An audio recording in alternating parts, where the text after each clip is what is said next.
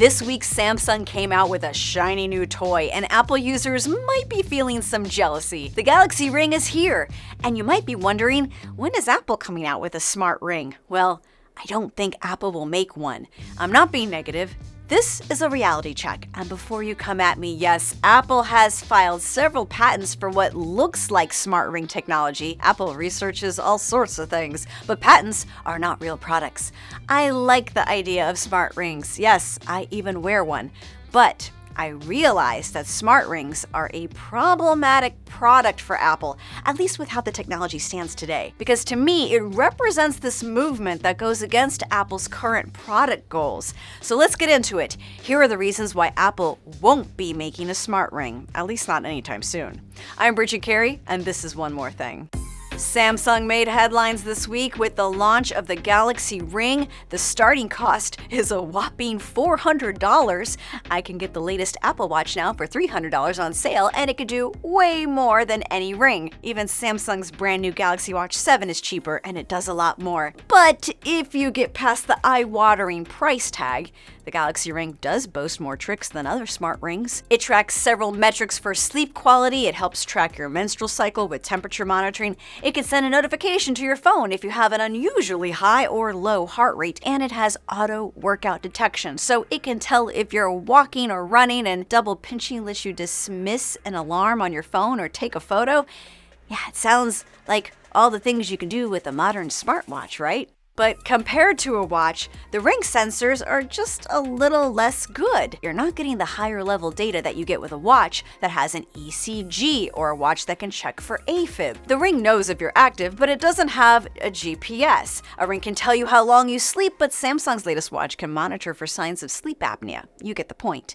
So why even consider a Ring? Because it solves a problem that was created by our smartphone and smartwatch culture. A ring is a way to use tech to get data about your health without being tied to a device that's always on, always connected, always pinging you with notifications, and frankly, sometimes complicated to figure out. Did you ever try tracking sleep with an Apple Watch? You need to have all these settings turned on in your iPhone, but a Ring just does it automatically. The idea of a smart ring sounds nice because it means you don't need to be bothered with a smartwatch. So it's a luxury health product that's not as good as a watch if you don't want to wear a watch. This is not Apple's business objective, and it becomes a waste of time for Apple to work on a ring. Let's quickly hit a few reasons why.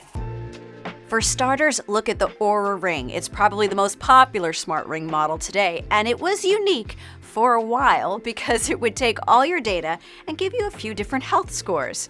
But the concept of the health score isn't special anymore. Samsung is using that same basic idea in the Galaxy Ring. It has an energy score as a way to measure your overall health. And Apple is putting its own twist on that into the next watch update.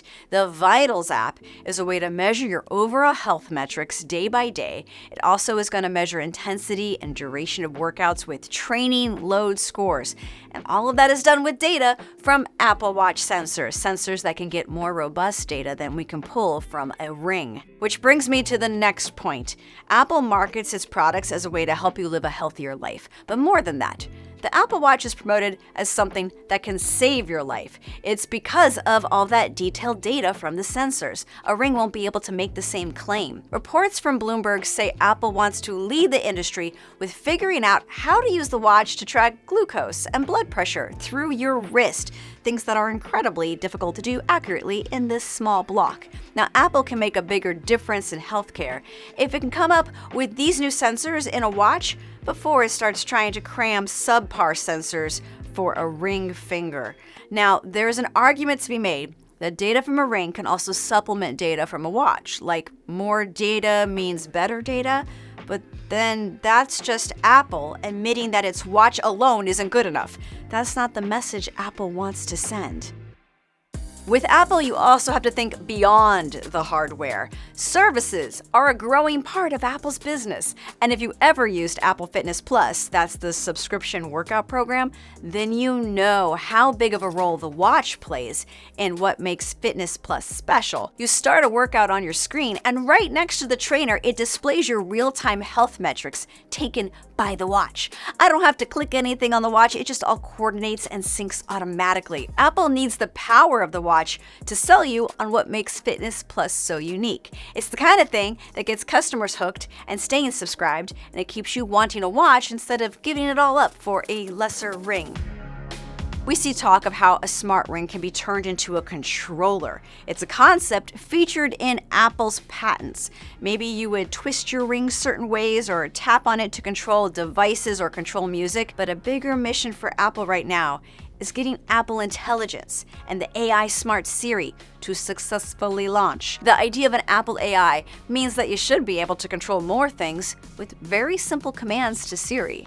We can currently do double tap on an Apple Watch to control a song, but if Apple has to sell us on how a ring is a better way to control our music or smart home devices, then I would see that as Apple failing on its big AI promises to have Siri make everything work smoothly. Materials are another headache for Apple. The company is on a mission to be 100% carbon neutral in 6 years. So if Apple adds a ring to the portfolio, it needs to figure out the math on how to gather all the materials sustainably and to make it easy to recycle. Not to mention, Apple has to account for all the fickle humans who need to have ring-size tests mailed to them, or humans who want to return their units because they feel it's too snug or too loose, or they just don't like how it feels during a workout. It is simpler for Apple to save its resources and keep focused on making a better watch that can do it all. There's one battle the ring always wins, and that's battery life. The Galaxy Ring lasts about a week. My Evie is cheaper at $269, but it does last about 4 days before needing a recharge. It's sold out on Evie's website. It's another signal that people are hungry for something different, even if it doesn't have as much data as a watch. When the day comes that a sensor in a ring can be as good as a sensor in a watch, then maybe Apple will consider jumping into the screen-free category. For now, I see a ring as a symbol of wanting something less intrusive than a smartwatch. It's a callback to a time before we had to be so connected. It's the new tech luxury. People are paying a premium to say they don't need a watch, even though the best tech right now is still a watch. I want to hear from you in the comments. Are you wishing for an Apple ring? Do you think Apple would be foolish not to make one? I mean, just a few months ago, I did a whole video about why an Apple Watch has potential to be cool. And look at me now. I just don't think it will happen. But when you consider that stores are selling refurbished iPods from 20 years ago, maybe Apple should lean into simpler tech. But that's one more thing for another episode. Thanks for watching. I'll catch you next Friday.